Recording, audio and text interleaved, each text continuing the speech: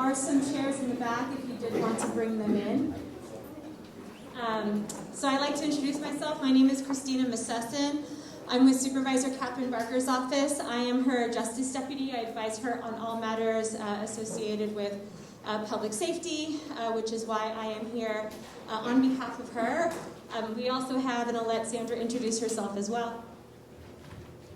Good evening, everybody. Thank you for being here. My name is Sandra Croxton, and I'm the Senior Field Deputy for Supervisor Catherine Barker. I'm stationed locally here in San Dimas. So welcome, and thank you for being here tonight. So we just really wanted to invite the community here on behalf of the city as well to really give you some more information about a possibility that may be coming to your community. This is not a decision that has been decided yet. It's very important for the supervisor to want to gain input from the community, which is why we are here to really give you as much information as possible. And there is a panel of people here that are able to hopefully give that information to you to have you leave here tonight feeling like you're well informed. So I'll pass the mic down to the rest of the people on the panel here so they can introduce themselves, and then we will open things up for public comment.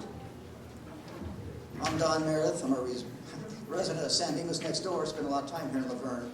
And I'm on the Probation Oversight Commission. I'm Catherine Barker's appointed to it. Can you hear me now? Okay. I'm Don Meredith. I'm a resident of San Dimas. I'm a retired Glendale Police Lieutenant. I teach at Mount San Antonio College now. But more importantly, I'm on the Probation Oversight Commission, appointed by Supervisor Catherine Barker.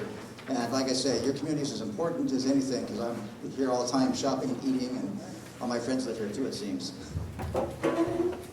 Hi, good evening. My name is Adam Bettino. I'm the Chief Deputy Probation Officer for the Los Angeles County Probation Department.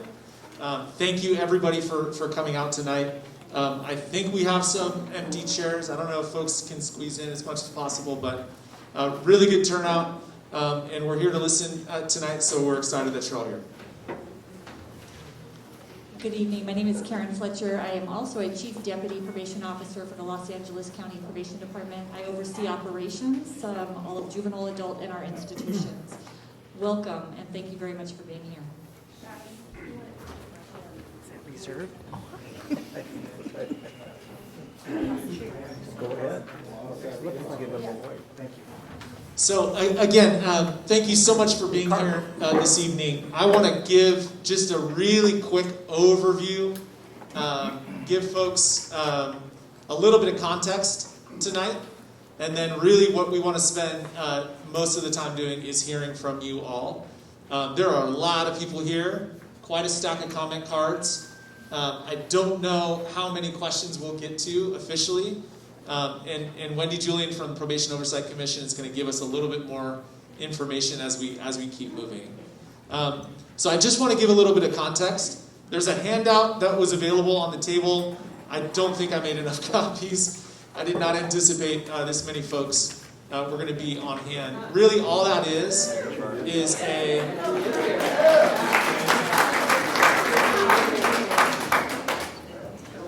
So, really all that is a very high-level overview of how we got here tonight, kind of the work that's been done leading up to this point.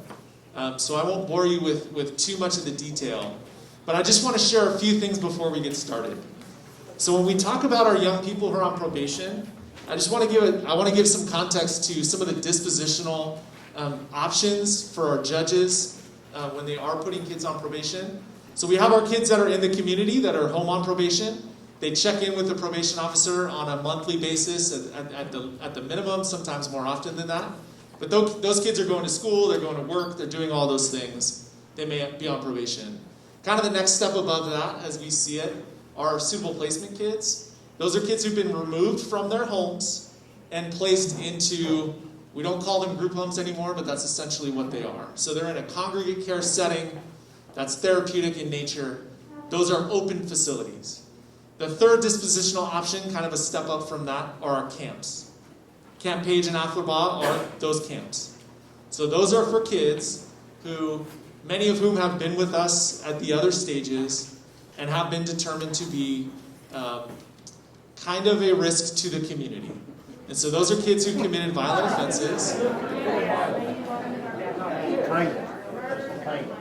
So those are the kids who committed some violent offenses. They've been removed from their home for a specific term. Those are kids that are at Paige and Afflerbaugh today. There are 17 at Camp. I want to get the numbers right. We have 17 at Afflerbaugh and 19 at Paige. Within the last 5 years, those populations have gone down tremendously. Previously, both of those camps held up to 100 kids each. So we have a much smaller population. Part of the reason that I want to share some of the dispositional options is to share with you that the kids who are at the camp now, like I said, have committed some violent offenses. The Division of Juvenile Justice at the state level was sort of the ultimate option for our young people. So the Division of Juvenile Justice is for those kids who have been with us for some time in most cases and have committed very serious offenses. The governor realigned Division of Juvenile Justice to counties last year. So what that means is, effectively, these kids are now the county's responsibility. And I want to be really clear, this is not a Laverne challenge. It's not a Santa Clarita challenge.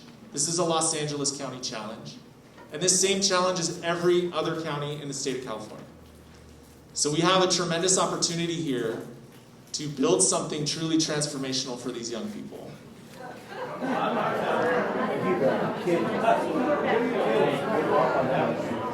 So I want to give a little bit more context on how we got here. So approximately 80% of these youth who've been sentenced to Division of Juvenile Justice have effectively grown up in our system, unfortunately, as teenagers. So they've committed multiple offenses beforehand. And really they've committed their most serious offense as they've gotten a little bit older. The way that the realignment will work is, rather than us sending these kids up to a state facility, they're gonna stay here in the county. So remember, these kids, a lot of the kids who are at our camps now have committed very similar offenses, but their term is much shorter. These kids that we have in these facilities, that we're going to have moving forward in these facilities, will have a longer term stay. I want to talk about also when the governor made these decisions to do realignment, to realign Division of Juvenile Justice back. Part of the statute requires that all of these decisions be made in a kind of a realignment subcommittee. And very clearly in the statute, it articulates that probation will facilitate the subcommittee, but members from the subcommittee will be folks from education, mental health, from the courts. I want to acknowledge that we do have some subcommittee members here tonight. Luis Rodriguez is here from Public Defender's Office.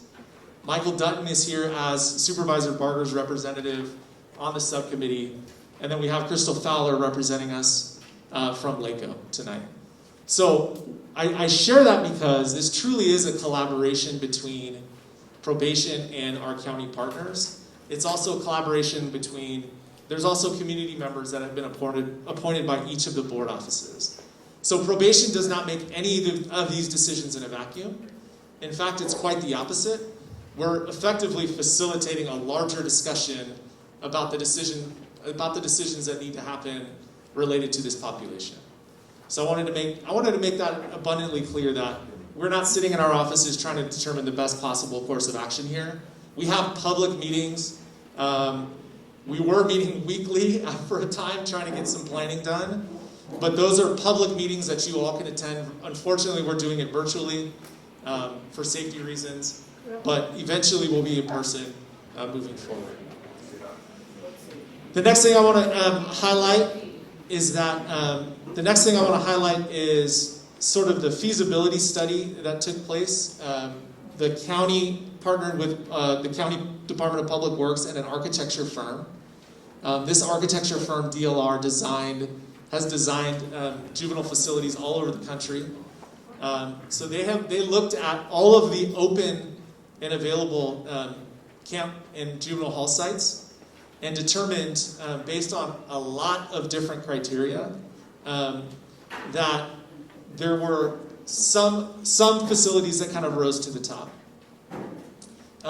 when we looked at all of the different areas of feasibility, some of the things that we kind of reviewed had to do with capacity, availability of administrative space, proximity to security supports and services, emergency services, proximity to community colleges, proximity to other community resources and things like that. And we took the feedback that we got from the feasibility study as part of the discussion in the subcommittee. It wasn't the only thing that we looked at when we were determining where ultimately we kind of needed to finalize a series of sites. So I want to be very transparent that Paige and Afflerbaugh are on the final list, but there's been no determination at this point that these young people will end up at Paige and Afflerbaugh. And I also want to be clear about population. So as of tonight, we have 13 young men who have been ordered what we're calling secure track, which we don't love. That's the name that's in the statute. We're probably going to rename this population. But these are young men who would otherwise go up to the Division of Juvenile Justice. And at this point, we have 13 young men who have been ordered to secure track. And so the way that population will grow really depends on dispositional decisions. We know we have a handful of young men that are pending disposition now, but we believe that population will grow incrementally over the course of the next couple of years. And then ultimately, the reason that the governor did realign these services back to the county was the intent. They want to close the facilities, the Division of Juvenile Justice facilities at the state level. They want to do so for various reasons that we won't get into, but they will.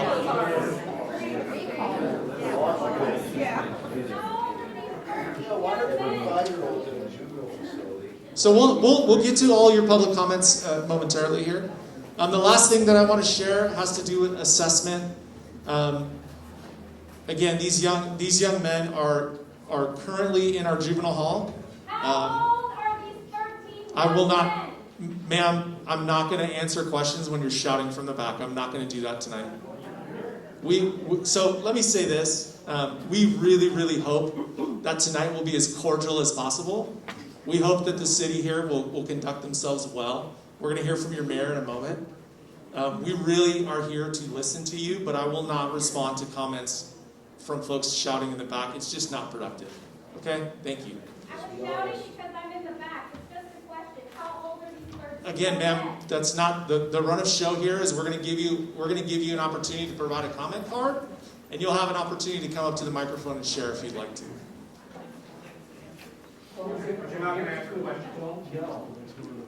So we will answer questions. So I'm going to stop because it's clear that people really want to be heard here. So if somebody hand the mic over, what's going to happen here is we're going to hear from you. We don't want to be here all night long. I know folks have taken time out of their schedules. So we're going to have to limit public comment depending on how many comment cards we have. And then we may have an opportunity at the very end. And if you need a comment card, they're there at the table to my left, your right. There's stacks of cards there, and then you can bring them to the front if you haven't done so already. At the very end, if we have an opportunity to answer questions, we'll do that. But I do not want to get into a back and forth here. We're just here to listen to the community. Thanks.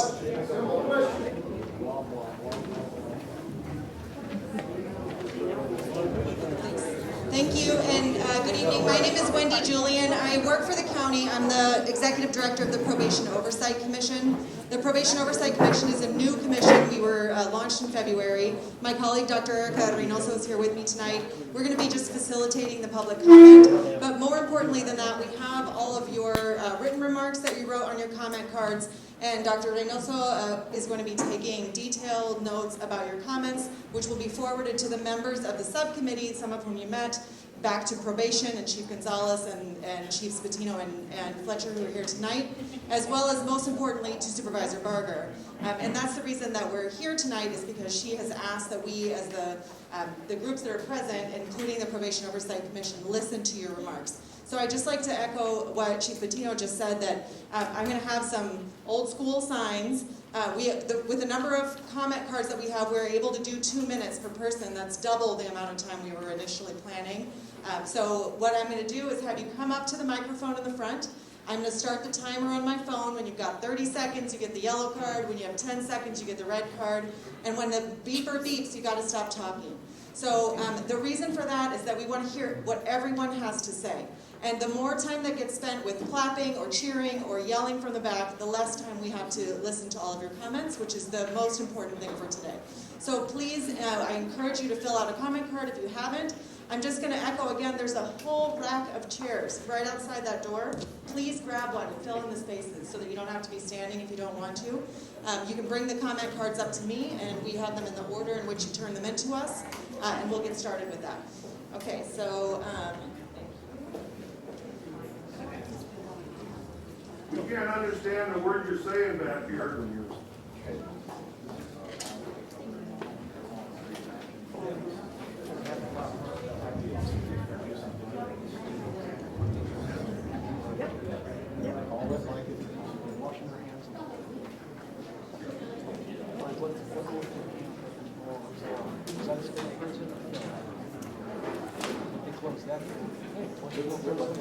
All right, so since I don't have a mic, but I do have a loud voice, I'm going to call out 4 names at a time so that you're ready to come up so we can go through. And we're going to start with Randy Latham, Keith Jones, John, and it looks like it starts with Y-A-T-H, maybe Yathan, and Monique. So if you could come and line up right here so we can just get started. Are you Mr. Latham? Yes. So you can go to the mic. Oh, I'm sorry. My apologies. We're going to start with Mayor Hepburn.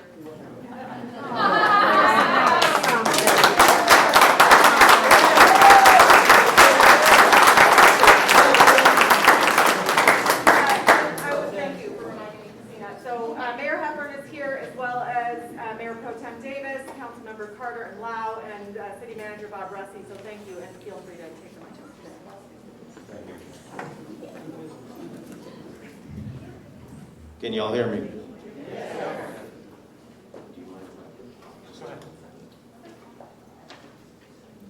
Well, thank you. I appreciate you guys being here, and I'll explain why you're here in a minute when I start reading. I want to thank our residents for jumping to the situation and coming to the meeting. I think it's important that we're all here. I think it's very important that... can I take this off?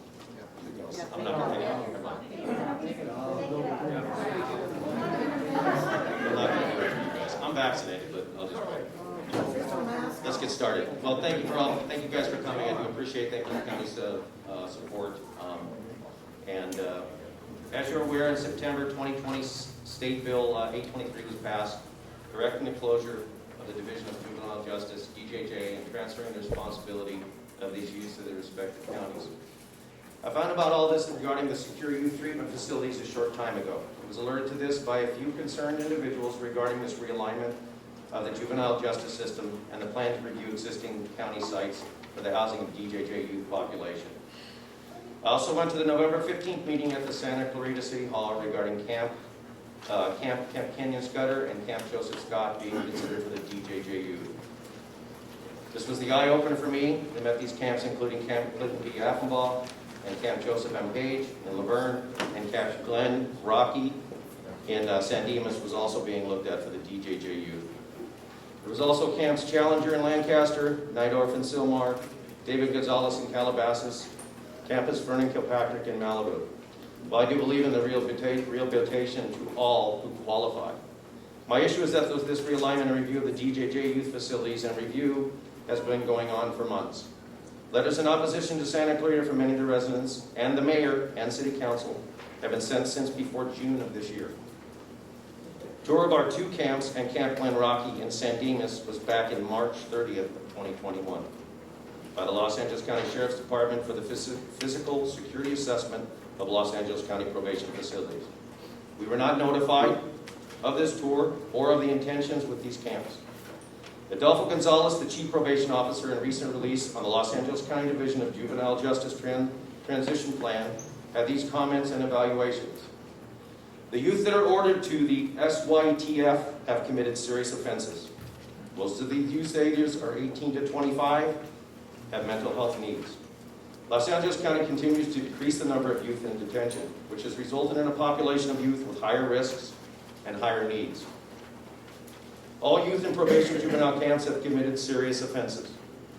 Most DJJ youth have prior juvenile court ordered delinquency wardship prior to the DJJ disposition. So if I read this correctly, these youth are 707B offenders, which includes murder, arson, robbery, rape with force, sodomy with force, kidnapping with ransom, and many more. You all get the idea. We're very concerned that the type of youth that will be housed in our community in your camps. The Juvenile Justice Realignment Block Grant Subcommittee, JJRBJ, have been reviewing camps and have narrowed feasible sites to Camp Paige, Afflerbaugh, Scott, Campus Kilpatrick, and Dorothy Kirby Center for Young Women. There's a budget of $24+ million allocated for improvements for these sites if chosen. Any of these sites will have to undergo significant security upgrades that may include anti-climbing fencing, roller barriers, security cameras, and additional security to surveil the perimeter of the facilities. This decision, as I read it, as on these sites will be made January 2022 by the committees. Well, I understand that some of the youth are now housed at Nydorf and Kilpatrick.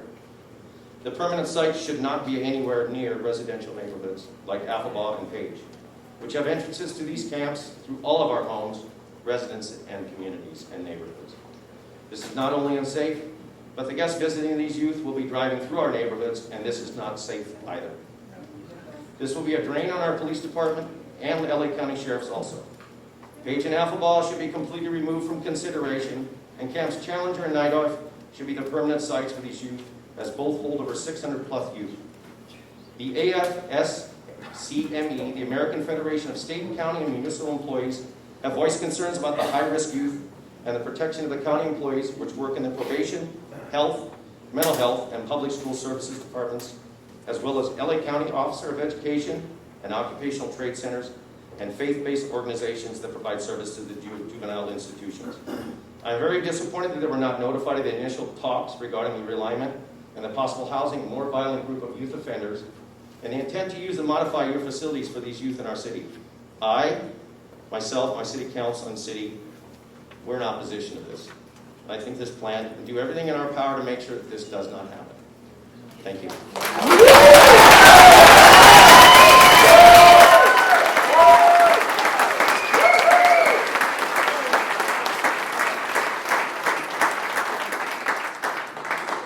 My name is Randy Latham. I'm a resident of Verne. I've lived here about 25 years. I'm retired from the Verne Police Department. So therefore, I'm speaking as a private citizen. For me, this is all winning dressing. You're learning about this paper here. It's solicited. It's community input,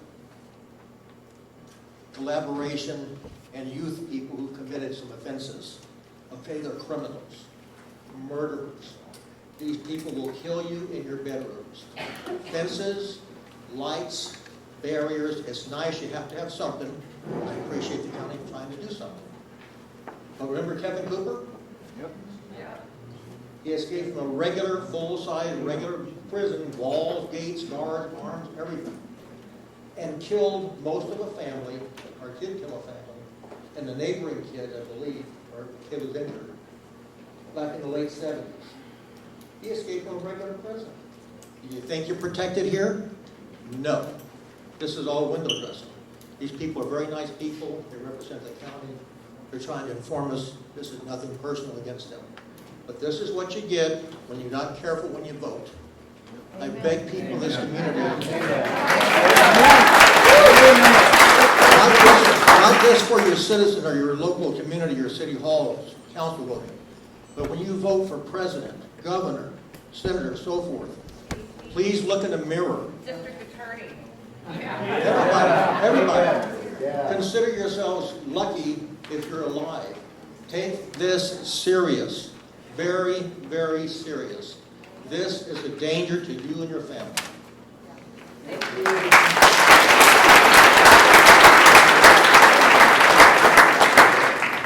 Chief Jones? I am Chief Jones.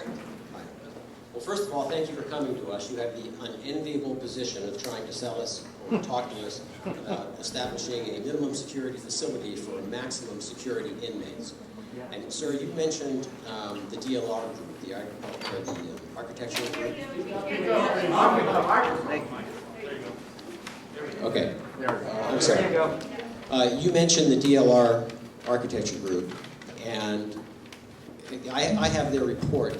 And earlier you said that there are 13 people currently waiting or currently in custody on this DJJ, this format that these kids are involved in, right? Well, in their report that's dated in September, they say that the current Los Angeles County DJJ population is 167 youth, 157 boys and 10 are girls. And there are currently 50 to 60 youth who could potentially be committed to DJJ. So, at some point, and not during my 2 minutes, maybe you could take a minute to answer that question. And as everybody knows here, these are maximum security people. And these are people that are recidivists. As you said, they started out small and they have gone through their criminal career, their lives, committing more serious and more serious offenses. And I noticed that we have some deputies here, and I love law enforcement. And Lieutenant Meredith, I respect you for everything that you have done in your career. And I wouldn't expect you to speak out against this in front of this group. But you can speak out for it. If you would, deputies, if you would like this down the street from your neighborhood and your family, please let us know. Because maybe we're just seeing this wrong. I have the utmost respect for you guys, but we all know, including you folks, you know these are serious, serious criminals. And if they get the chance to escape, they will. And the DLR, 10 seconds, the DLR group said that the sheriff's recommended razor wire on top of the fences, but because that doesn't fit in with the LA County reimagining system of how they want their people, that was denied.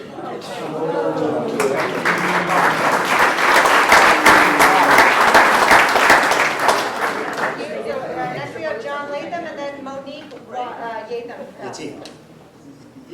Okay, great, thank you. Thank you all for coming. My name is John Yateem. My name is John Yateem. I am a retired deputy sheriff, so yeah, I don't want them in my neighborhood. I really don't have any more comments. What Tim Hepburn has said pretty much sums everything up what I was saying. I do want to reiterate, though, that these are violent offenders. In the past, they have escaped from Probation and Paige. Back in the late 90s, we even had an escape from East Lake Juvenile Hall where they did murder a staff member, a probation officer. So just be aware of the type of people you have here, and it doesn't belong in our neighborhoods.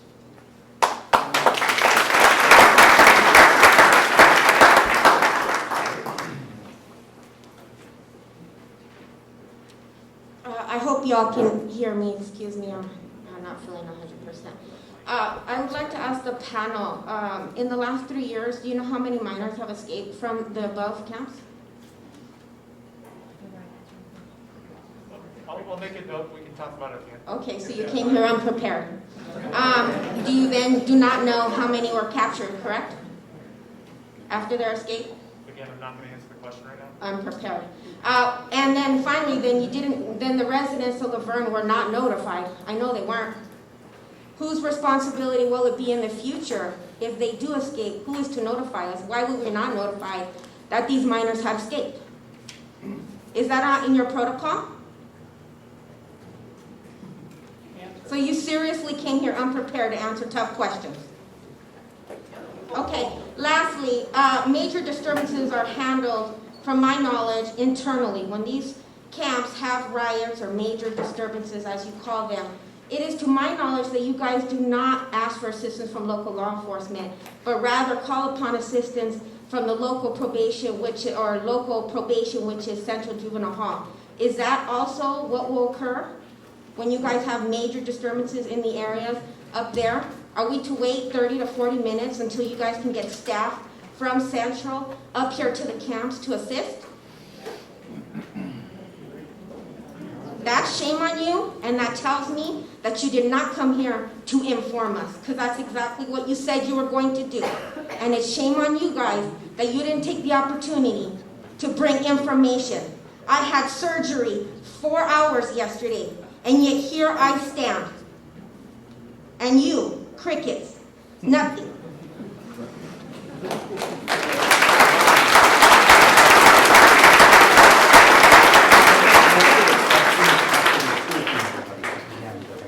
All right, next up we have Wayne Carson and Rick Bowen, and also we will have a chance with the number of comment cards we have right now to address some of the direct questions at the end of the meeting, but we need to get through the public comments so everyone has a chance to speak. So Wayne Carson is next. It's already been answered, so. Thank you.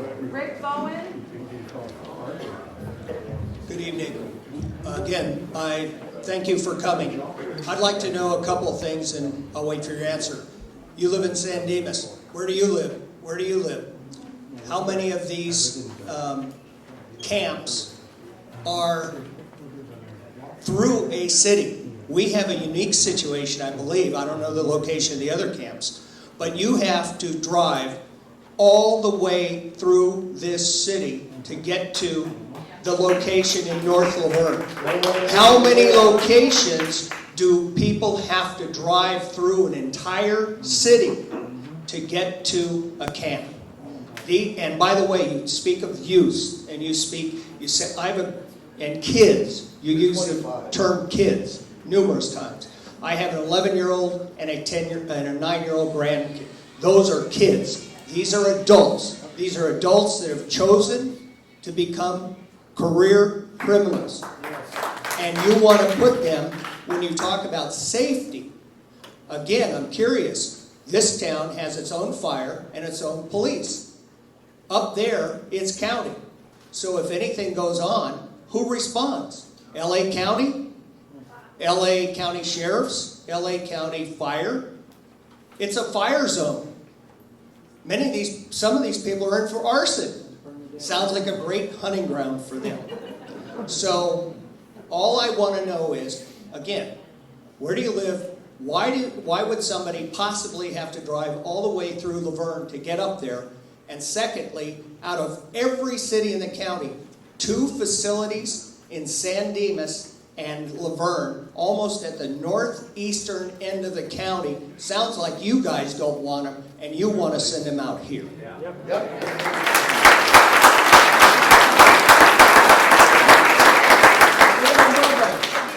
Answers to the questions, we got to keep rolling. We got Fred Inman, William Thor, Anthony Venti. Fred Inman, William Thor, Anthony Venti. Fred Inman here. My concern here is we start off with a few people and then it multiplies to more. And we won't know what's going on because it's a secured facility, is what I gather here. You're going to put in hardened criminals in our community, and in a year from now, we're going to be from 13 people, it sounded like, could be up to 50. And then in a few more years, we could be up to 100. And then now, we have the percentage of risk greatly increasing of escapes and problems in the community for this.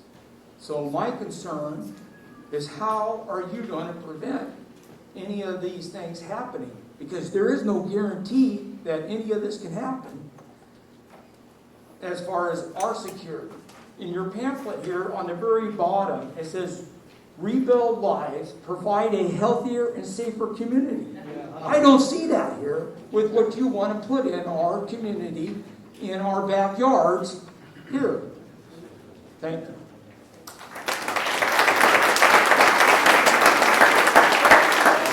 Anthony Venti, next is Steve Duquette.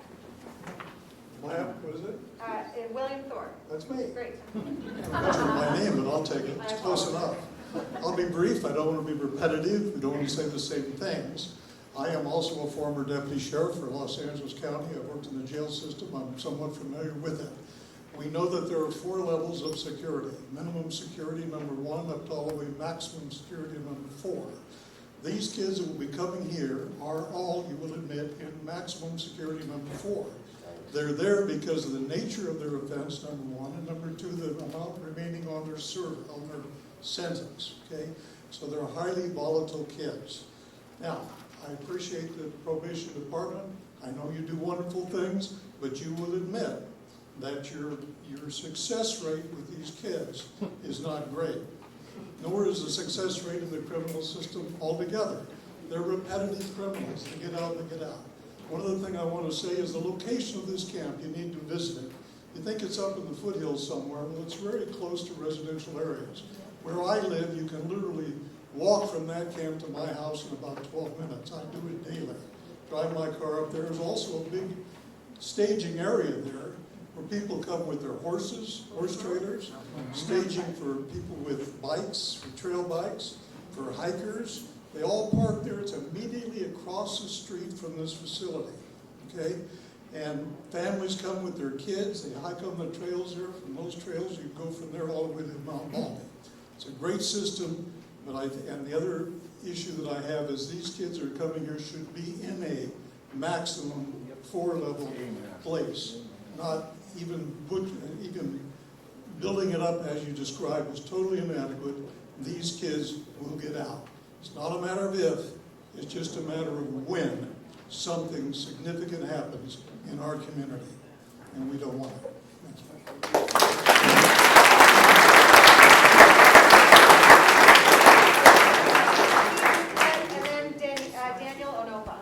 Good evening.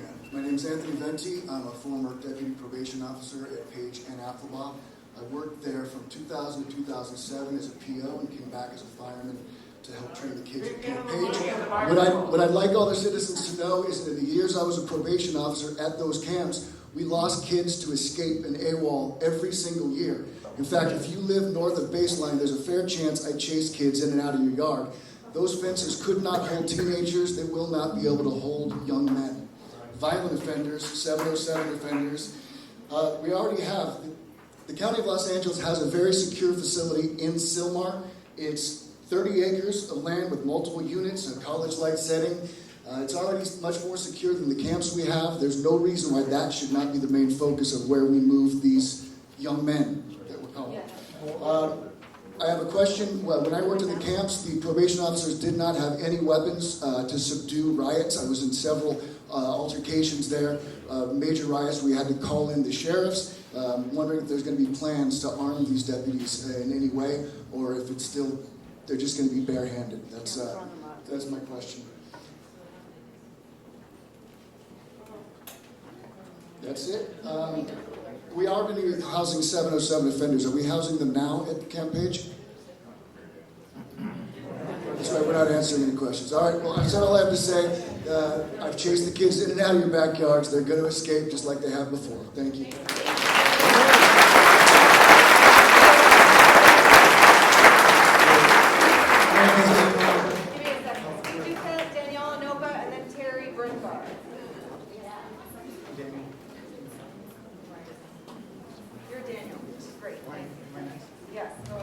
Hi, my question to you guys, are you guys familiar with the demographic of the city of Laverne at all? You could either nod or shake your head no. The demographic here, it's an elderly. All right, are you guys familiar with the demographic with the city of Laverne? It's an older community. We have a Hillcrest, which is a community for the elderly, and it's also a community of young families. Just on the street that I live on alone, there's about 12 young kids under the age of 10. And they're on the north side near those camps. I just want you guys to, however, I don't know if you guys are part of the board that consider whether or not these people are going to come here or if you're going to expand the size, but take that into consideration because we have a district attorney who he's already made it clear that he doesn't want to prosecute juveniles, and it's an open door, you know, and everything that's progressive, everything that goes woke, it goes to crap. And we don't want that in our city. It's only going to make everything more dangerous as far as, especially like how our community is made up of with elderly people and young kids, young families. It's different and it's unique. And it's one of the only cities left in Los Angeles County that still has that small town atmosphere. Please, I'm asking you guys, I'm begging you guys, don't consider using those facilities to house those young adults. Thank you.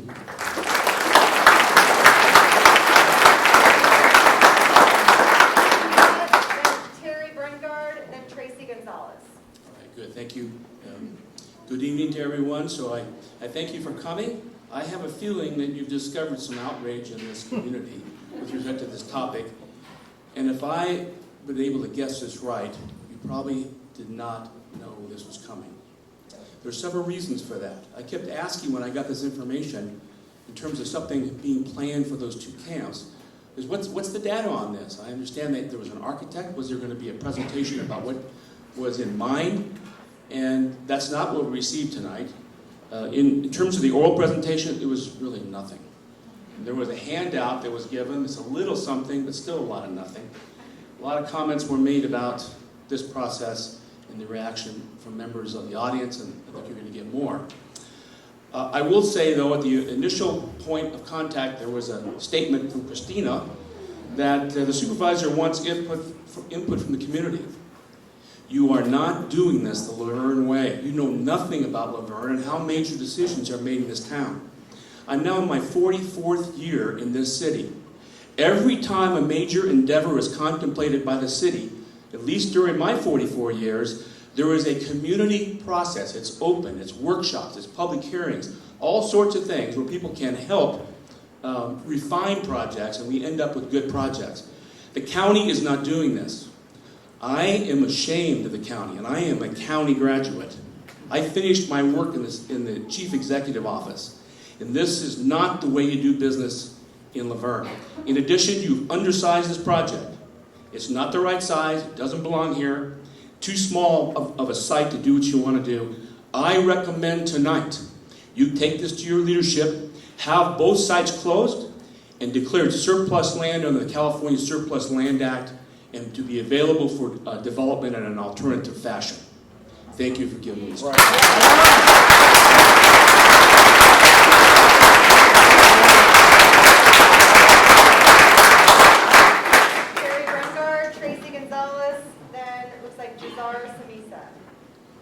Hi, I just wanted to say that in Laverne here, we're on the front lines of this issue.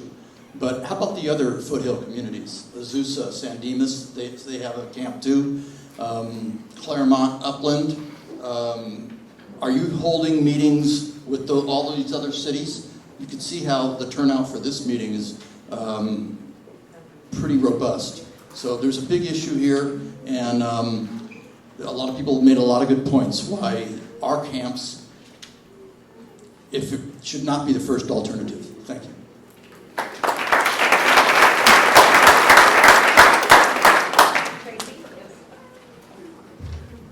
Hi, I'm Tracy Gonzalez. I'm a resident up in the north end of town off Wheeler and Golden Hills. Thank you all for coming tonight. I know you don't have an easy job.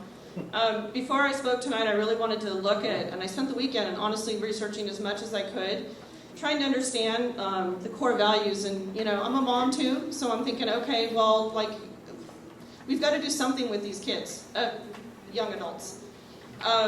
And if I had trust in the county and the state and the laws that are being, that we are now having to deal with, then it might be a different story.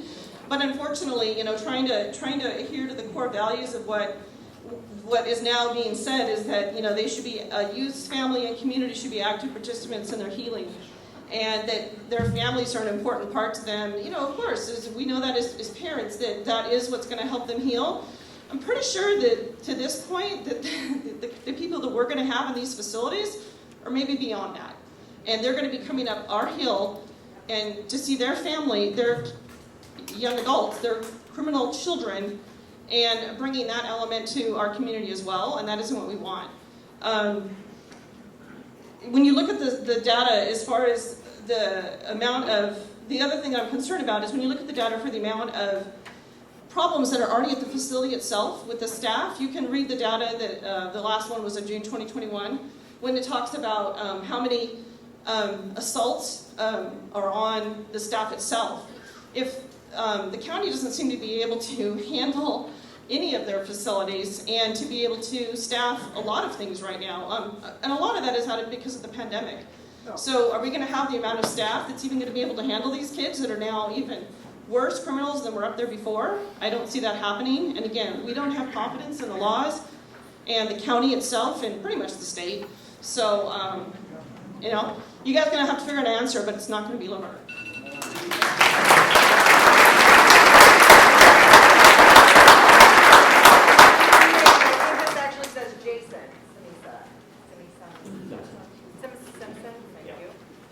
we've got Sandra Boland and Linda Logan. My apologies for misreading your name, Jason. It's okay. Good evening. So I'm not going to come up here and point out any points about the facility because I think that our residents have already pointed out their concerns of the community, and I think they're all valid. And I'm not going to bring up any data about how violent these offenders are because I think you guys know just how violent they are. I'm also not going to ask any questions because I don't expect any answers tonight. What I'm going to do is let you know that this is just a small sample of our town. And while we might not agree on all politics, and I think the last couple of years have probably shown that, when it comes to the safety of our kids, in our homes, in our families, you're going to have 10 times this at the next event, and 20 times that at the event after that. And I want you to go back to whoever you have to advise how this meeting went and say, stay the hell out of Laverne. Because we're going to fight you for every step of the way, from every meeting, from when you make the decision, and if it goes forward through the construction phase, it's going to be a major pain in everybody's butt, and it's not going to be worth your time. And I'm hoping that that message goes back to them, and they consider it and say, let's go somewhere easier, because it's just going to be too hard in our neighborhood.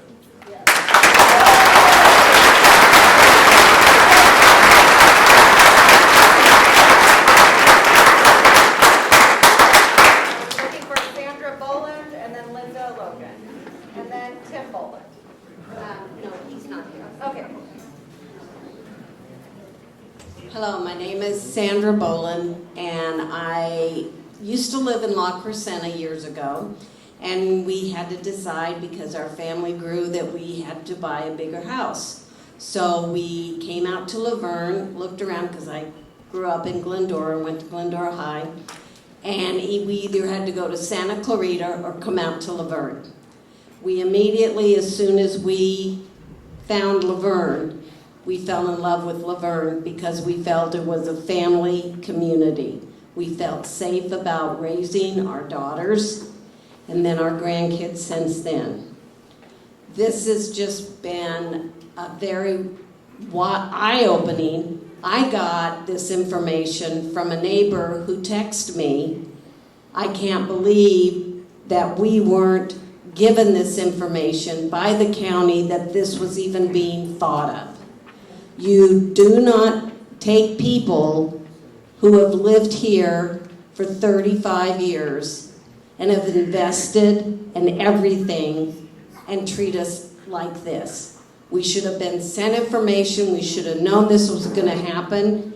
And yeah, we know the camps were up there. We knew that when the fire happened in Laverne, that they all left and went running down our streets. We know that. We know they got out. So, you know, we're not dumb, and we love Laverne. We want to keep Laverne safe because now I have grandkids that are growing up in Laverne, and I want to keep them safe. Thank you.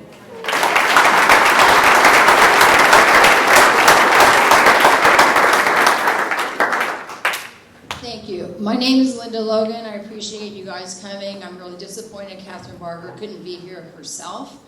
And also, whoever in our state Senate voted to let these people out. I call a spade a spade. Anybody in this audience that knows me knows I do not pull punches. These people are criminals. They are not children. They are adults. They chose a life of crime. Period. End of story. And they continue to choose that life of crime. This is not something that is, oh, well, you know, we can counsel them. Bull. You're not going to be able to counsel them. They are beyond that. Their families are beyond that, because if they had a strong family structure, like the family structures of most of the people that live in Laverne, they would not be in the camp. I guarantee you that. Because number one, the first time they came home, mom and dad would have kicked their butt. Okay. The second time they came home, it would have been worse than that. We don't tolerate it. Laverne is a safe place to live. We intend to keep it that way. And if you think 100, 100, and 100, that means 300 of these people within a mile of this city? No. No. There's one in San Dimas, there's 2 in Laverne. If you think you're going to put 100 in each one of them, you best be thinking again. And I encourage every person in this audience to get on the phone and call Catherine Barker's office tomorrow, and you let her know that you're not happy.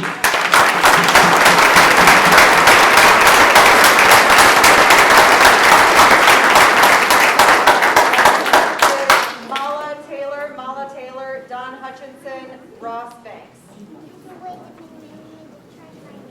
Mala Taylor.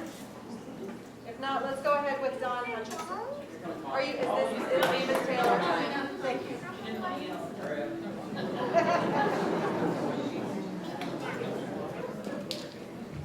Hi guys. So I got closer. Yeah. So I think our first primary concern was the safety of the city, and we are putting up a fight. So the answer is no. Answer is no. That's it. You can try whatever way you are. But listening to you guys, as a parent, I'm thinking, who is concerned about these kids you're talking about? As a parent, if your child does something, who's 14, 15, 16-year-old, and you're sending him to reformation, and you're trying to heal them and give them better opportunities in life, you're going to put them with career criminals as a 25-year-old? Who is looking out for these kids? Who is the, I want to say idiot, but I won't, thought it was a good idea to create a better future for these kids will be the path taking them with 18 to 25-year-old career criminal. And that's what they're going to learn from. Who's giving them role models? So basically, the politics of it, if you just look at the politics of it, you are failing the society. You're failing these kids, right? Yes. And that's just sad. That's sad as a parent. Like, I cannot imagine a child making a mistake or a child committing a crime doesn't have a path to fix itself, to correct himself, to get a path where he can have a better role models in life. You are failing them. Politicians are there to do politics. We are here to fight for our kids, for our society. So I hope you guys do the right thing by the children first, and by the city. The answer is no. We'll fight. Thank you.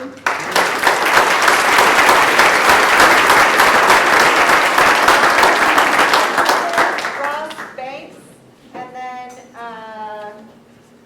Danita Beecher. Don Hutchinson. Hi, my name's Don Hutchinson. I live north of Laverne, and I used to work with Scott LaChosse, the chief of, I think he's Burbank. Yeah. Ms. Barger, I assume, lives up in Santa Clarita Way. They're not putting it in her neighborhood. But I'm going to hit a couple other things. Prop 47, are you guys familiar with Prop 47? How Jerry Brown in 2014 said that he's the one that lowered the shoplifting crime and other misdemeanors even lower. If you don't take care of the small stuff, it becomes big stuff. I watched the news from about 5 to 5:30 tonight. I live up in North Laverne, and it looked like a horror show, a video game that murders and smash and runs and pursuits, and 13-year-old kid got shot and killed last night, and that's what's happening to our society. So this facility needs to be put in a rural spot. We've got lots of rural spots on the other side of the mountains. And I Googled real quick, the last escapee up there was February 24th of this year. I remember one a couple of years ago, or 2 of them. I got a call from my neighbors, lock your door, turn on. So they do escape. It's not real rare. And lucky me, I got to work with George Gascon 40 years ago. Yeah. So how many people here know George Gascon? So you know where that's at. So we're asking you, please, go back to Ms. Barger tomorrow or whenever you have your meeting and tell her, please, put it in a rural spot. So if there is an escape, we have a lot less fear. 6 blocks from my house is this camp. I don't know if any of you have ever been up there and you drive down the hill. The only way to get there is go through all of Laverne to get up there. And on the safe neighborhood, on the Prop 47 is created to for savings, lower prison costs, victim services and grants, and reduce crime. And that, no one knows where that went. Thank you for your consideration. Bye-bye.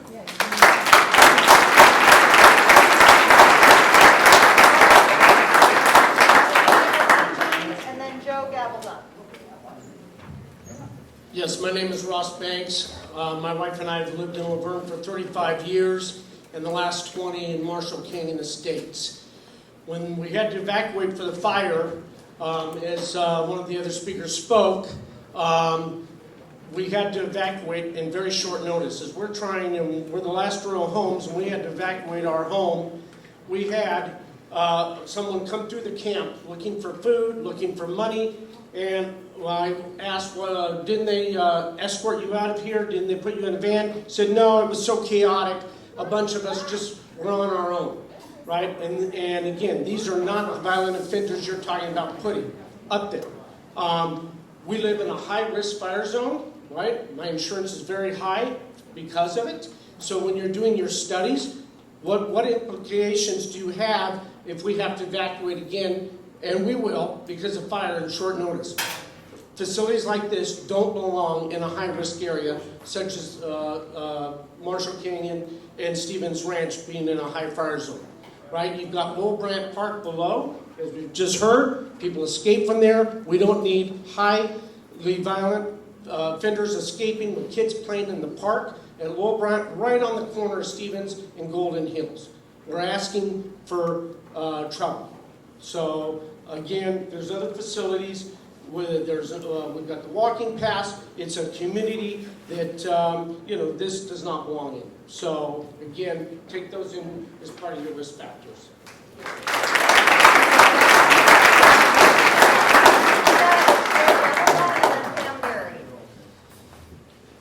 Thank you for coming this evening. I'm taking this directly from the LA County Sheriff's Department probation report that they provided dated June 7th. And it says specifically at the very bottom of Camps Paige and Afflerbaugh assessment, significant security concerns exist with the ability to pass contraband through the fence, and there are few deterrents to prevent escape from these camps.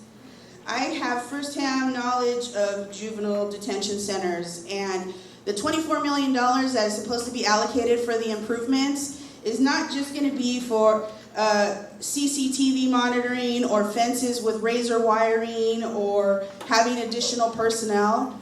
You need to have, that facility is older than sin. You talk about redoing concrete walls with rebar in it. And the glass has bars on both sides with chicken wire in the glass. You need to have locks from both sides. There are so many things that need to be done at this facility to maintain these violent offenders that you continue to call young men, but they are hardened criminals.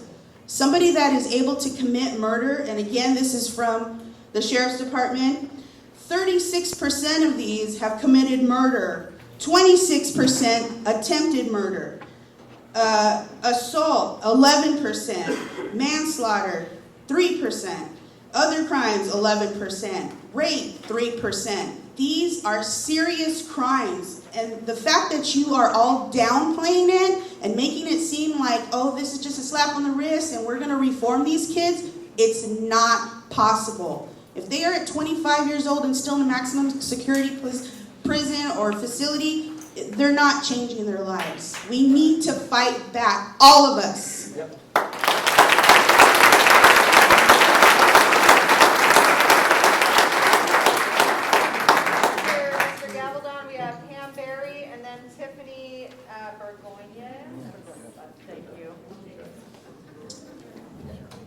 Thank you for being here tonight with us. Okay. Typically, I don't have a problem speaking. Thank you for being here in front of us this evening. I think that the community has basically stepped up and looked to support each other tonight. And I wanted to mention that when you said that Governor Newsom had made a decision regarding this move, I don't think he asked a lot of us in the room about that decision. And I think that tonight the community is basically saying that we don't want this camp to be used for the purpose that you're trying to plan for. I think that this room, you said that you didn't expect this many people here. Well, I want to let you know that what you don't have here was because they can't be here, is a large percentage of our community is down at the high school this evening at a holiday event. So they chose to be with their families instead of being here.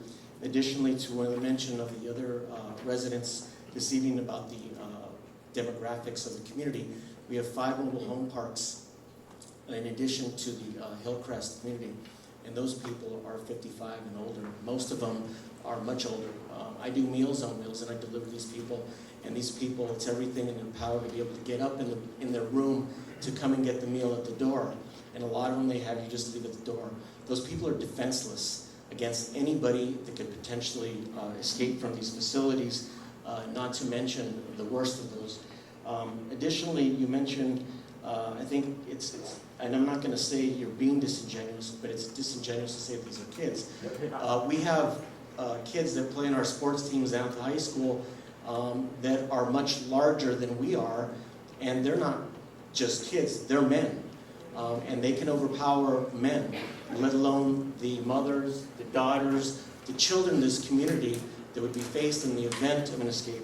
So with that, I would ask, what is the assurance that you're going to provide us that if you use this facility and expand the use of the facility to include these criminals, what assurances does this community have that harm will not come to them? Your time is up, Mr. Galabat. Thank you. Okay, well, I have one more thing to say. We need to move forward. We have trails that lead into the back of these Mary homes. is next, and then Tiffany Burgoyne. Okay. Really? Finish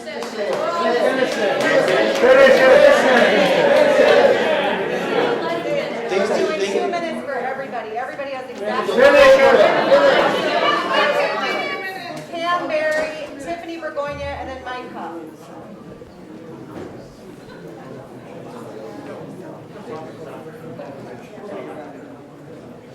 Good evening. I'm so glad we have this opportunity. You're looking at this room, realizing there are people at concert family stuff. I don't think most of us heard anything about this until maybe less than a week ago.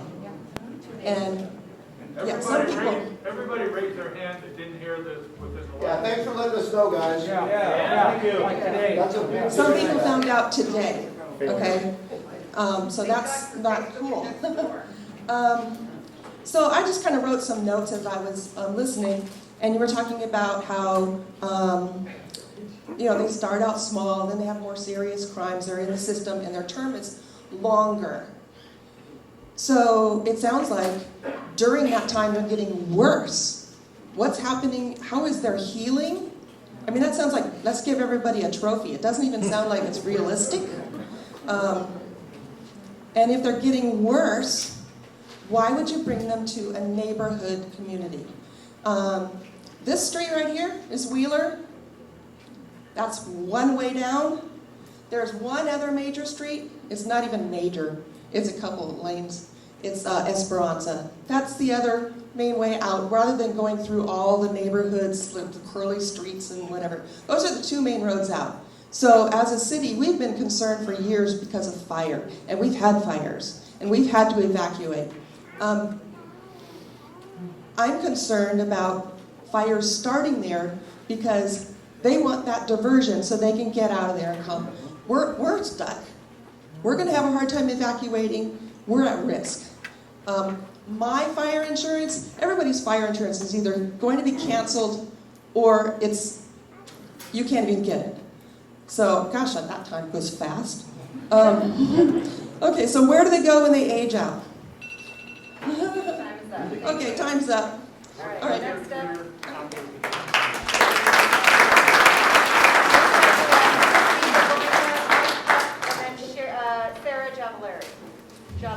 Hi, my name is Mike Huff. I've been a resident of Laverne for 45 years. We have seen the helicopters flying over looking for kids that have, or adults that have escaped from that camp. You are in a very untenable situation, and I would not want your job. You do have a requirement to house these criminals, but I really think in my heart of hearts that this is not the right place for them. We've talked about fire hazards, we've talked about getting up there and such. And whoever said that you think this is a large turnout, no, this is not. Laverne will be united on this as much as we can to vote this down. And I realize we don't have a lot of voice, quite frankly. We were against the road that went down Golden Hills. We got notified after everything was been settled. I hope that we are in a position now that we can actually influence your ideas and how you are going to handle this situation. It's a bad situation, but it can only be made worse, I think, by letting that camp expand to 100, 200 known hardened criminals. Thank you very much.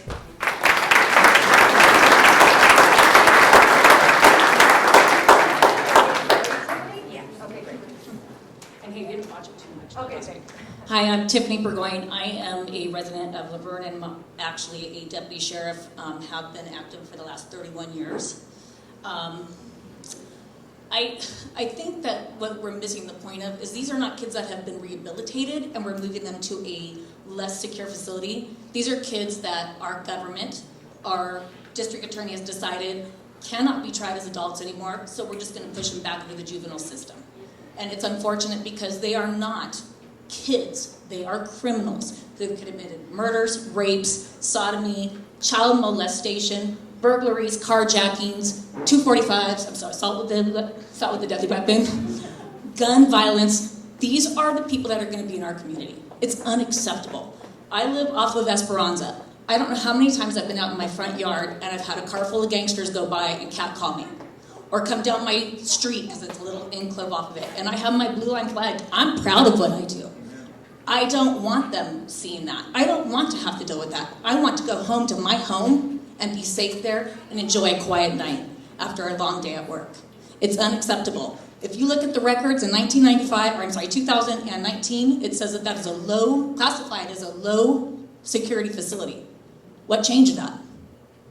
Did we update it? Is there something new? Did we put in some type of protection or security that's going to allow these criminals to be there? I have kids, an 11-year-old and a 15-year-old. They are kids. They are not criminals. These 15-year-olds, they are criminals. And you're going to house them with 25-year-olds. What kind of example is that going to be for them? There's parks that are less than a mile from there. Those kids are playing, having fun, learning sports, doing team things. They're going to be gangsters and family members driving up to those places, by those trails where we all go hiking every Saturday morning. And I have to go and see gangsters and everybody else, and these murderers hanging out. Unacceptable. No. Simple as that. No. Don't bring it to our community.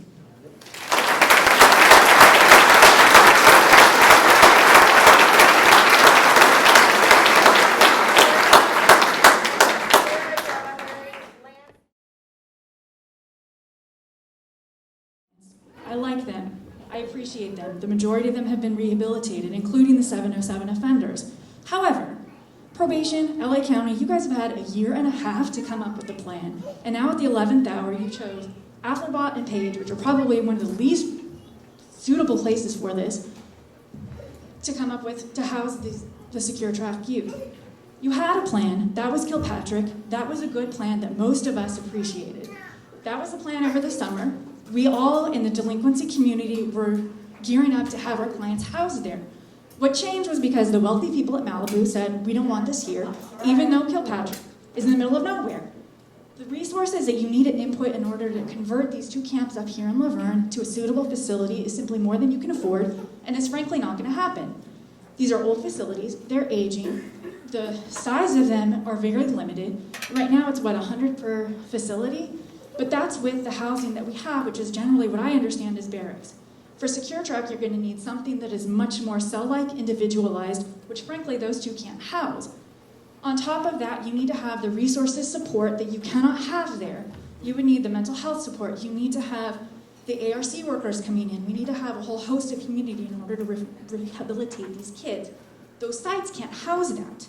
It's simply not appropriate to have them there. In addition, if you look at where the rest of the county is, we do enough in terms of rehabilitating with these kids. We have 2 in Laverne alone, 2 of the camps. There's only 10 in the county. That's 20% of the county sites. We don't have 20% of the population. We have some of the significant rehabilitation suitable placements. We have David and Margaret, and we also have Haynes Family of Services. We do enough. It's time for the rest of the county to step up and do their job.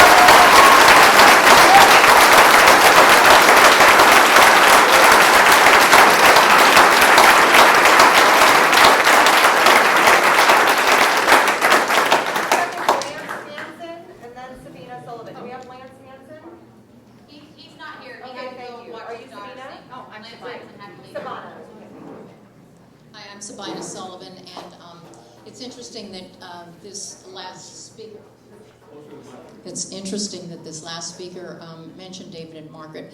I had the unenviable task of being the president and the chairman of Board of Directors when David and Margaret was going through STRTP and all of the changes that the state was mandating for the county to go through. And I think there's a huge gap between visioning and execution.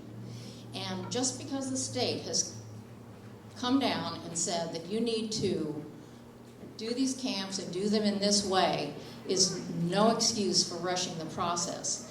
And that is exactly what's happening.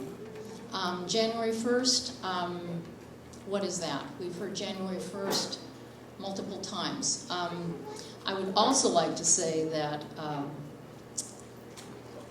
while I was at David and Margaret, I had an opportunity to speak many times with the various supervisors, and I will say that one of the supervisors said that even that lower stage of facility, those types of patients, I'm going to say, because most of them have drug and mental health problems, should be located way out in the desert. And this is one of the supervisors that spoke to me personally about that. I'd also like to say that all of the other things that we've spoken about tonight, where the location is not appropriate at all. You have to drive through the entire city to get to the camps.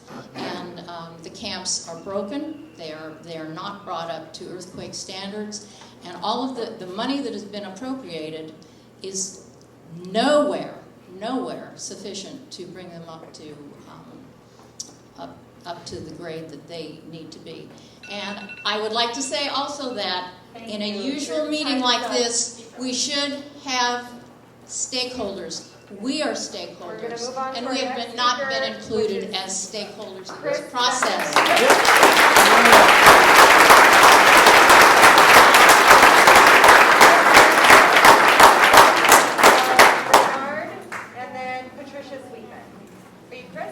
Yes. Great, thank you. Okay, thank you. I'm Chris Verne. I'm a retired police officer here in Laverne. I'm also head of global security for one of the largest companies in the world, actually. I'm actually really disappointed that you guys showed up here. It's actually insulting that you showed up here without any answers or any dialogue. And let me educate you a little bit about Laverne. We all live here because it's a safe, nice community. That's why people live here, and it's fitting that you did this on December 7th. Because when the Japanese attacked Pearl Harbor, when they celebrated the victory, the Admiral said, all we've done is awaken a sleeping giant. And I guarantee you, we're going to fight this, we're going to mobilize, we're going to protest, and this is not going to happen in our city. Thank you.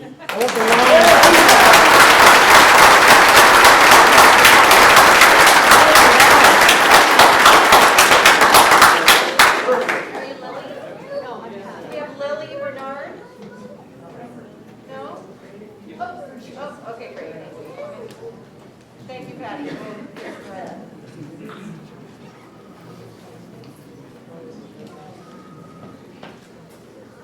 My name is Lily Brenner. I have 2 sons. One is teenager, one is preteen. They are stronger than me. Okay, so I taught them, if you commit to crime, have a conclusion. you're going to end up in jail. So that's how we taught kids to be a good citizen. So now, we just heard about less than 1 week ago, and then the camp is going to update to something I would just say is a job. And that is the spot, the best view, called the pond. It's the very nice spot for anybody to even come to our city. It's the icon. It's the name count of Laverne. So you guys never really been there, I think. You just imagine, put something here. Follow Gavin Newsom. Who's that guy? I didn't know him. He didn't even blink. No introduction in the voting guy. Who's that guy? And then we volunteered to recall him. No, sorry, he's still there. What he's doing these days, he went to sell his book. He wants the number, get better, beautiful, so he could sell his book. So that he released all the prisoners to make crime job. But everybody is fake because they release the crime to the street, to our community. We are not gonna let it happen. You know, we have a very tough citizen in Laverne. You guys better know it, okay? So I'm just one of the mom of 2 young boys. I know what we're doing. We know why we protect our kids for our future. So please, here, I respect our mayor, our last elect mayor, present us to oppose. Okay, this ridiculous decision. So I want all the city council members here to listen to our words. Okay, you either present. Okay, stand with your citizens. Okay, all the council members, the other 4, all resign. All resign.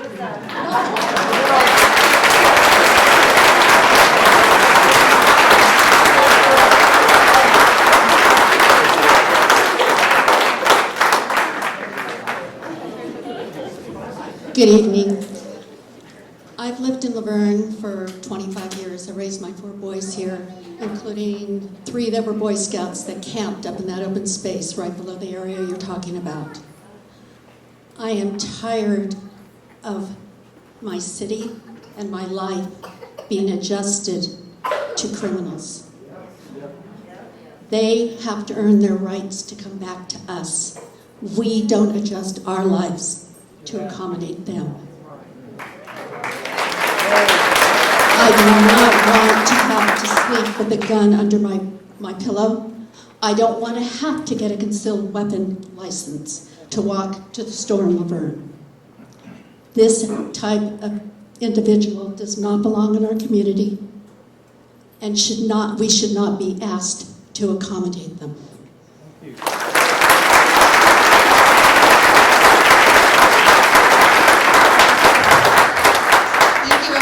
Thank you for making my life easy by being so respectful. I'm going to turn it over to Adam and Karen. I wanted to say 2 things that came up with questions that relate to the Probation Oversight Commission.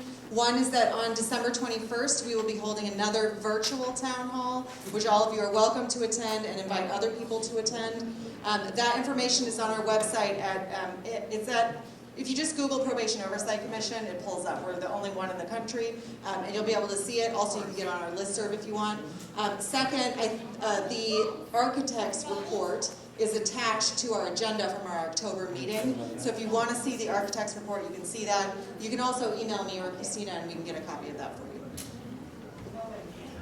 Thanks, Wendy, and thank you, everybody, so much for your public comment. I do want to answer some of the questions that were asked. Just ask that you bear with me as I kind of get through this. So there were a lot of questions asked of us. No, I won't share where I live, but I don't live in Laverne. So I appreciate, I really, really do appreciate everybody coming out tonight. It is so important that we hear from you. So thank you for taking your time out of your evenings and dinner and all that for being here. We really do appreciate it. So there was a question first off about 160 youth. Those 160 youth that were called out are actually up in the state facilities. They're not here in Los Angeles County. So I want to be clear about that. Right now we have 13 young men who have been ordered who are still here in Los Angeles County, and they're housed in one of our juvenile halls. The 160 are kids who were dispositioned prior to June 30th, prior to July 1, really. So some of those young men. Okay, so All right. If I'm going to answer these questions, folks, honestly, if you shout over me, it's going to be really, really problematic for all of us. I want to make sure that I'm answering these questions as much as possible. When I call them kids, I'm not trying to be disingenuous. It's just, again, these are young people who we serve. Every day we work with these young people, okay? So again, just bear in mind, this is where we're coming from. This is the population that we serve, okay? So, the 160 youth, the young people, those are up at the state. We have 13 young men who are here housed at our juvenile halls right now who are pending transfer somewhere. When we talk about the number of escapes, I don't have it offhand. I do know for sure that in the last 5 years we've had 2 different escapes from Camps Paige. There's some questions about specifically related to what the protocols are and things like that. We do work with local law enforcement. So I do know the last escape, part of it has to do with there's a fire gate at Camps Paige. We share part of that property. Sometimes our fire partners don't close the gate, or we have some miscommunication about the gate being open. Again, I'm just trying to explain the nature of the last 2 escapes, folks. So we work with local law enforcement. We work with Laverne PD and the sheriff's station close by, and we coordinate that effort to make sure that we recover those young people as soon as possible. So that's on the escapes specifically. What I do want to share too, with whatever facility ends up being the permanent site, there will be work to do significant security enhancements to those facilities.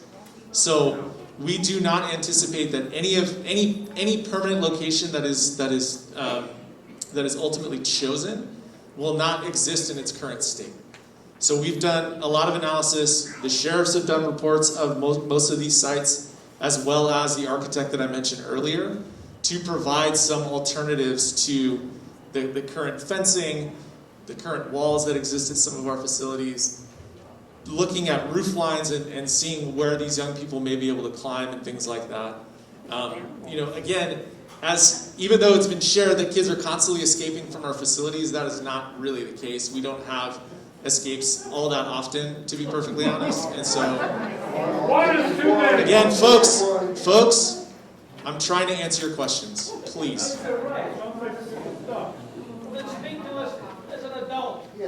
Am I not doing that?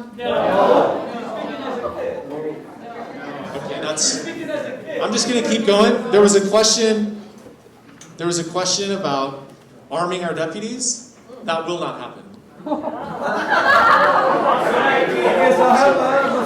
I want to be as explicit as I possibly can. We will not be arming our deputies who work with young people. You better arm up! What do we do to defend ourselves? How do you protect us? So again, How do you protect us? I'm just going to be clear. I've answered the question you asked about arming the deputies. We're not doing that.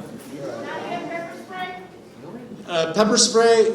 So I'll address the pepper spray issue in part. So the Board of Supervisors about 2 years ago did ask us to phase out the use of OC in our 2 juvenile halls. So we are in the process of phasing it out in our 2 juvenile halls, which are younger offenders, but we have not quite had the conversation about this population specifically yet. So we have not ruled it out. But I will say the state legislature, there is some legislation pending that may rule it out in all juvenile facilities up and down the state. So it's probably phasing out in the next 18 months or so. And I'm not sure, in terms of protocols for escape, again, we work with local law enforcement. Anytime there's anything like that happens, when it's happened here, it's been with Laverne PD and the Sheriff's Department. We talk about, the same issue was raised in Santa Clarita about visitors and about visitation. One of the things that we're pursuing at any permanent site is a shuttle process where we would have folks come in. Our staff would be shepherding people through different residential neighborhoods in kind of a one-shot during visitation. So 1 shot in and 1 shot out. So that's part of the planning that we're trying to do around visitation specifically.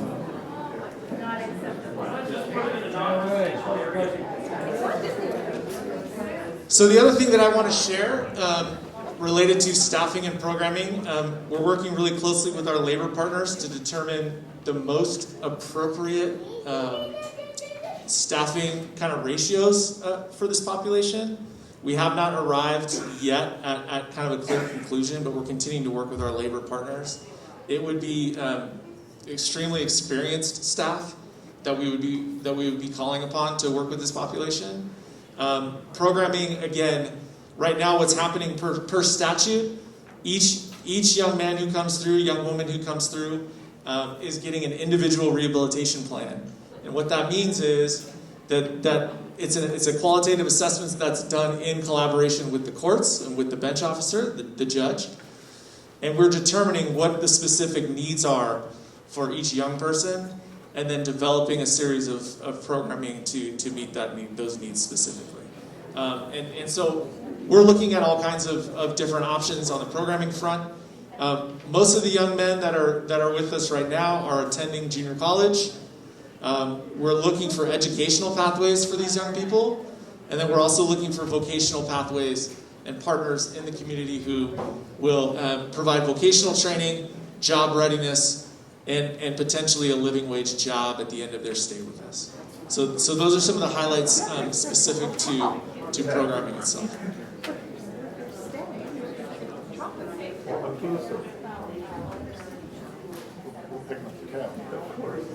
So the question was raised about 707B offenders currently at Paige and Afflerbaugh. You do have some kids who have committed 707B offenses at Paige and Afflerbaugh today. Explain what that is. So that's the list of crimes that was referred to repeatedly. The difference, honestly, is a discretionary decision by the attorneys and the judge whether or not that kid will get a camp stay, which is 5, 7, or 9 months, or that kid will be referred to Division of Juvenile Justice, which is now Secure Youth Track. So be aware that you have had 707B offenders at Camps Paige and Afflerbaugh historically, and really whether or not they are deemed appropriate for Division of Juvenile Justice, Secure Track, is a discretionary decision by the attorneys involved in the case and or the bench officer or the judge. Wait, can I ask a question on that? How can it be a discretionary decision on whether or not they should go to a maximum secure facility like you're proposing, or if they go to camp?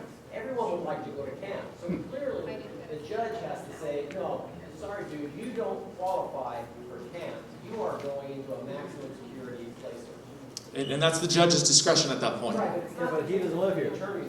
Well, sure. So recommendations are being made, and then the judge is ultimately making a determination based on those recommendations. So the judge has determined that everyone that's going, that he's talking about right now, the judge has already determined, no, you guys don't deserve to go to camp because you're too big of a threat. You're too much of a risk to the community. Correct. So there's risks and needs that are determined, but again, I think we're saying the same thing, that it is the discretion of the judge based on recommendations made sometimes by probation, sometimes by the attorney, and the public defender is obviously there, or that child's attorney, that young person's attorney, is also there making the decision. Again, I don't want to have a back and forth. We can talk about it afterwards. Can I just add to that real quick?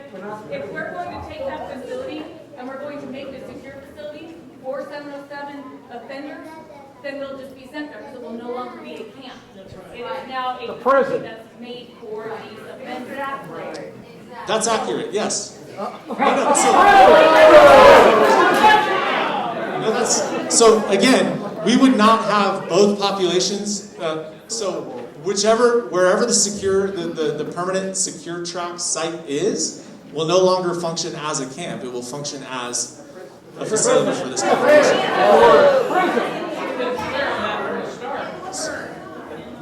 And again, to be clear, no decision has been made as to which facility, which is why we're here today. What's the deadline on the decision? So, I'm sorry, folks, I'm so sorry. You guys cannot shout all at once. I'm going to answer one question I heard over here, and then I'll answer the mayor first. So there was a question about timeline. What's the timeline, and who's making the ultimate decision? Really important question. So the timeline is a little bit nebulous, as a couple folks stated here. We have been working, and again, I want to go back to the subcommittee itself. So probation facilitates the subcommittee meetings. It's a public meeting. We have engagement with whichever community members decide to call in. We also have community members appointed to the subcommittee. So we are making these decisions together as often, as collaboratively as we can.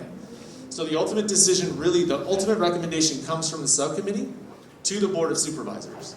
And then there has to be some deliberation between the subcommittee and the Board of Supervisors ultimately on what the decision will be. So we've kind of narrowed. So part of the reason, and I want to be clear, and then I'll get to your question, Mr. Mayor. When we looked at the other facilities, there may be other programming that's happening at those sites that we did not want to disrupt. Obviously, this is operating as a camp, but as I shared, the population is so low. You have 17 at one and 19 at another. You said exponentially it's going to expand. It starts out low, exponentially means. Again, what I'm trying to again, when we looked at all the permanent sites, there were a lot of reasons and a lot of discussion. We can talk about it afterwards if you want to know all the discussion that went into why we narrowed the sites. But all we did was narrow and made a recommendation to the Board of Supervisors. Here's a list of potential facilities. So there needs to be a little bit more back and forth with the board offices about ultimately what the decision is. So when is the decision? So the decision will come, hopefully, we wanted to make sure we came out tonight. We're doing another town hall in a couple of weeks at the 21st. So I invite folks to participate.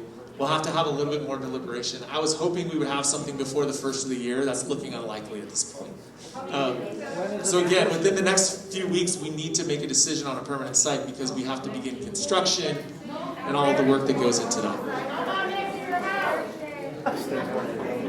Go ahead.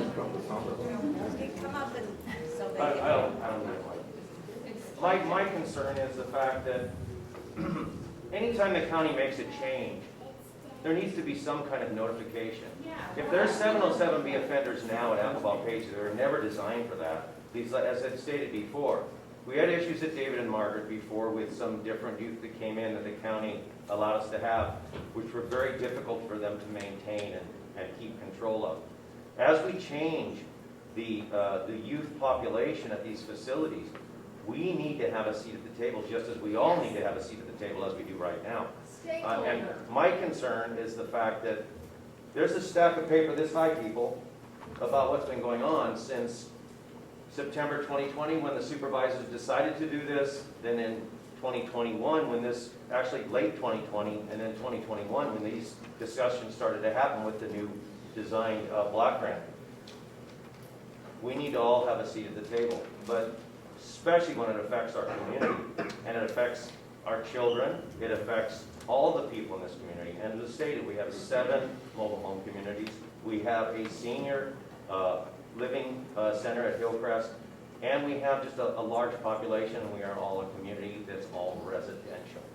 The point is, though, that's what I'm trying to make is the fact that if they change the population, they need to let our police department know, they need to let our city know, and our elected officials, because we need to let these people know what's going to happen long-term to the safety of this community. So I'm just disappointed that we do have 707B offenders now, and we already know what the criteria is. I think it's important that you guys communicate with us, and I do appreciate you guys coming. It's just that I think you experience shock and awe, and I'm just going to state it on behalf of all of our residents. We do not want to change what Afflerbaugh Page is now. There are Challenger, there's Kirkpatrick, there's other places that have the facilities that can house these youth that have these 707B offenses, and hopefully they can rehabilitate those. I'm not approved. I think that there are people that can have second chances.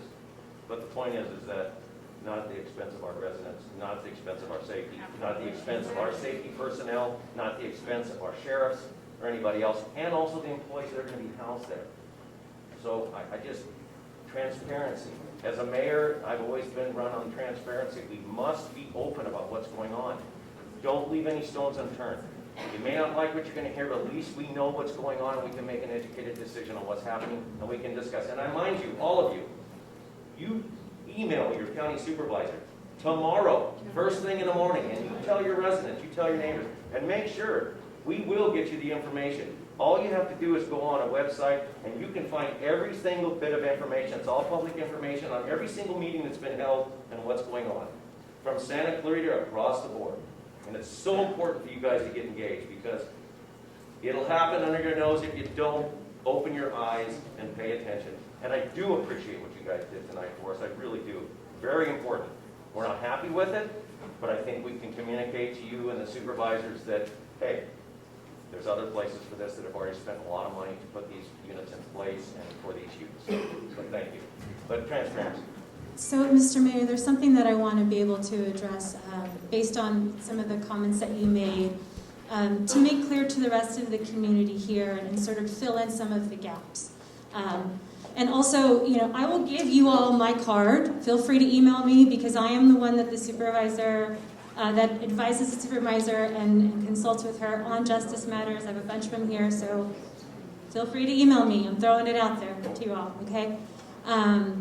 Happy to chat with every one of you. So what I want to make clear is that earlier in July, there was a motion that was put forward that made a declaration that did not ask for any community input whatsoever.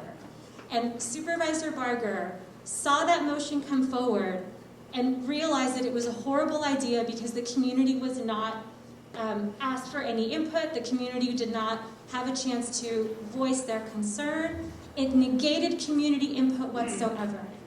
As a result, we were able to, we meaning myself and the 1st District, or District 5 and the 1st District, were able to trump that motion to a certain extent, demanding that a new process be done.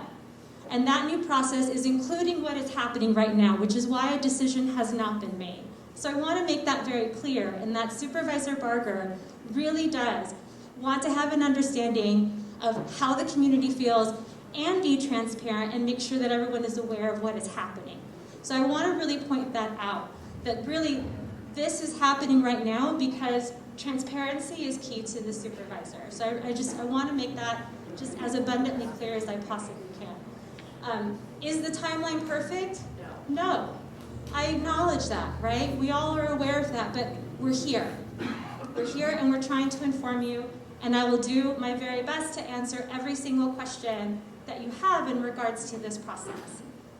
So I really just want to throw that out there. The other thing that I want to also mention as well is the report that the subcommittee did not just identify Paige and Afflerbaugh.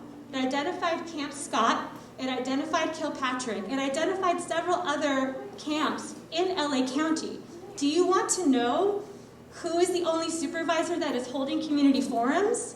Supervisor Barger.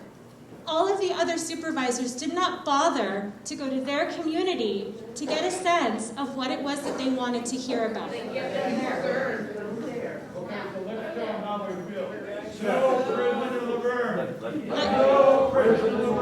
So I'm going to, that's not help. I appreciate if you want to chat with me on an email. Let's not do it like this. So I'm going to leave it to Wendy to continue to facilitate the questions because I've seen other people with hands up before this gentleman here and this gentleman here. And I'll let Wendy go ahead and facilitate that. We have 15 minutes left. Let's keep this really productive. All right, so Wendy, I'll let you continue with the facilitation of the questions. Ma'am, go ahead. Go ahead, ma'am. Oh, I'm sorry. Save your time. Talking about the subcommittee or advisory committee, I'm really not sure of the nomenclature, but I'm wondering why, when this was initially set up, that it said that all stakeholders would be included. And I do not see any representatives from the communities in which these camps are located on the advisory committees. So we do, we have folks that are on the subcommittee from the community. So Mr. Dunn was here. He had to leave, unfortunately. I don't know that he lives in Laverne, but these are folks that have been appointed by the supervisors themselves. So those are community members. But so ma'am, again, when the subcommittee was formed, we did not narrow to specific cities or locations at that time. So we did not know.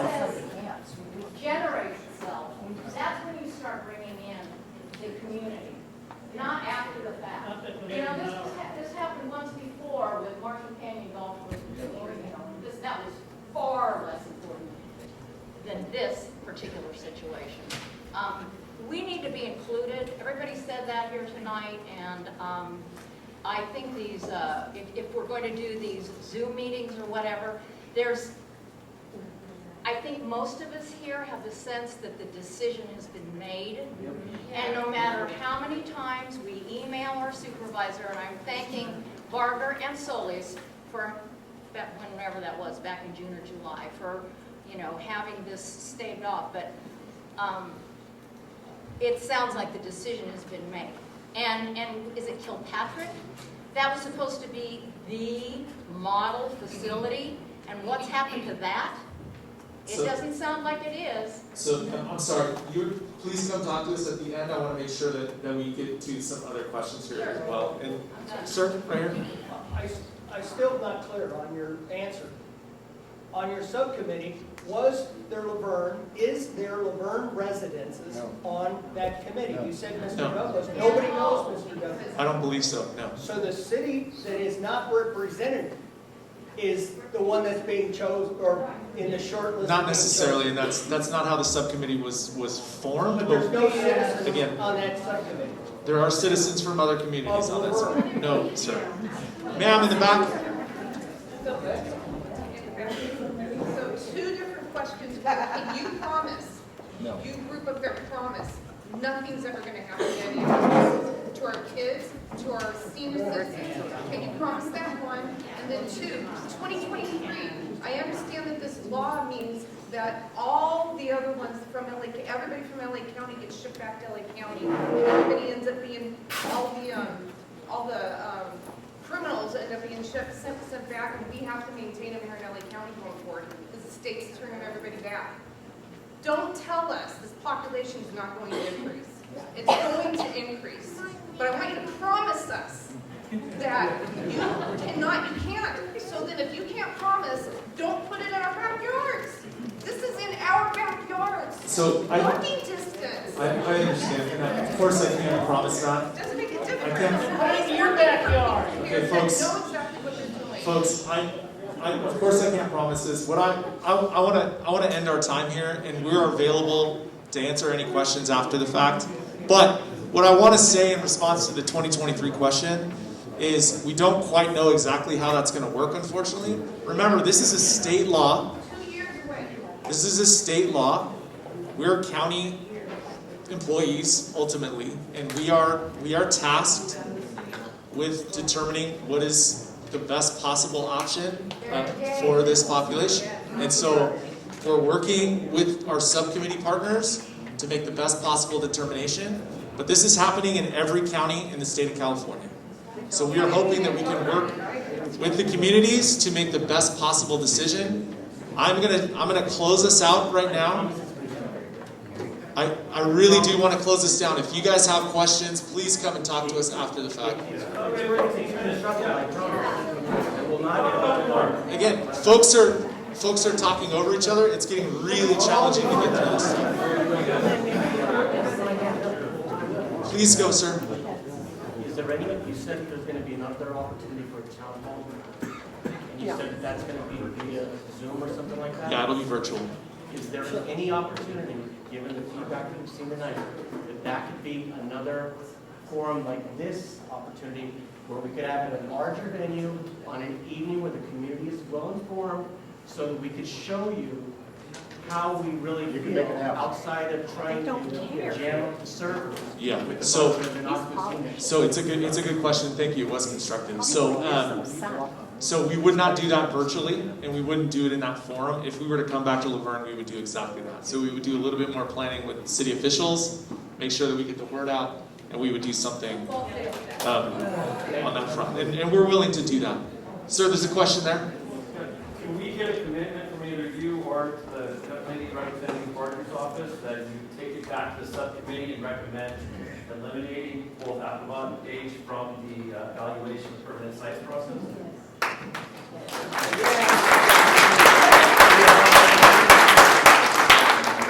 So it's a yes or no question for either one of you. So the answer unfortunately is no, but we will absolutely share your concerns. What about, We're not sure. So the reality is the answer, well, is no. And I want to do you the courtesy and the respect to tell you why. Okay? And the reason is should the answer no be given, the very motion and process that the supervisor asked for, that she fought hard for, to bring this community together here right now for us to be able to hear your impact would negate that process. She'd be going back on what she fought for. And that was to hear what you guys are, to hear what it is that the community wants to say. So you can't even go back to Captain Marshall and say, hey, this town's very concerned. I would recommend that we go look somewhere else. So that's not to say that I will not absolutely convey to the supervisor everything that has happened, all of the notes that I've taken, all of the concerns that the community has. Of course that's going to happen. In fact, I'll probably get on the phone with her when I'm on my way home tonight to let her know, what the community has said. But when it comes to having her officially declare that Paige and Afflerbaugh be removed from this process, that is unfortunately a no. Right, and I don't expect you can sway her to do that, but we're asking for you just to recommend to her that our town, our city, is telling her to take it out of the process. I am absolutely I'm absolutely going to do that, and I never wanted to convey to the group here that was not going to be an option. What I'm conveying to the group here is that the supervisor has to respect the process that she asked for. And a part of that process is conveying to her what the community feels, and you all have made very clear what you feel, and I will 100% convey that back to her. That's a part of the process that she asked for. So of course. But what does that get us? Frustrating. Ultimately, that's not something that I can answer for you. Sounds like nothing. Supervisor next time around if she doesn't do it. Right. I have you all been to the facility? Yes. Okay. So you see that it is nothing but residential streets, okay, that you're driving through. So I'm picturing my 16-year-old daughter taking a walk on the same streets that these family members of murderers and rapists, we all know that sex offenders and rapists are normally come from having been offended as young people by those same family members, and they're driving through my streets, driving by my daughter to go and visit. And $24 million is not even going to touch what really needs to be there, and you guys know that. So here's my question. Why not find a facility that is not a mile and a half from the school, a mile from a park? Okay, this is not a secure school. If they escape, we're like, that's such danger. So do you have a facility that has a more rural, remote area that if there's escape, there's room to find the So in order to answer your question, because of how the motion was written and how this process, how it came to be, there was a request to have the various facilities in the community be ranked, be assessed, to have those very things that you're bringing up be determined, right? And so it's going to take, I'm more than happy to send you sort of what that looks like and actually kind of walk through it with you and sort of help understand sort of what it looks like, because each of them were sort of ranked based on a variety of different criteria. Some of the things that you've mentioned, other things that have not been mentioned. We only have 3 more minutes left, so it's going to take sort of a bit of time to go through that, but I'm more than happy to anybody who wants to have a really thorough understanding of what that process looked like. I'll not only be happy to send you that information, but also answer any questions and discuss that information with you as well, because I want to be able to take at least one more question, because we have 3 minutes left, and I see this gentleman over here. What is your question, please? So with all this discussion about which site we should pick, and just saying, don't put it here, the Sheriff's Department recommendation was pretty clear. There's 3 sites that don't have the security issues. Challenger, Barry J, and Kilpatrick. Pick one of those. So- Cheaper to get them where Okay. they need to be, and they're already more secure. So and happily we'll discuss that a bit. So I want to get to the easy one, which is Challenger. And the reason why Challenger was removed from the end consideration is that the supervisor is actually reimagining and reusing Challenger to be sort of a live, work, vocational setting facility up in that area. So it's been slated a while ago to be reimagined. This was even before. I want to make if you